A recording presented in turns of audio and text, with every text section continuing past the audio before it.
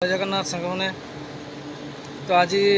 टे कम को आसती बाहर को माने घर कम को आसी तो मोर चैनल जो भाई मैंने जड़ित अच्छा से माने समस्त को मु कहूँ कि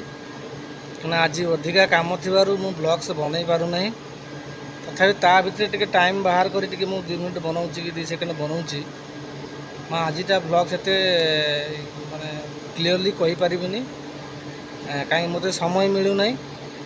काली कम टे हाल्का हेले काली मु ब्लॉग्सटा बराबर मु करी मत समय होगलानी बोली मु समस्त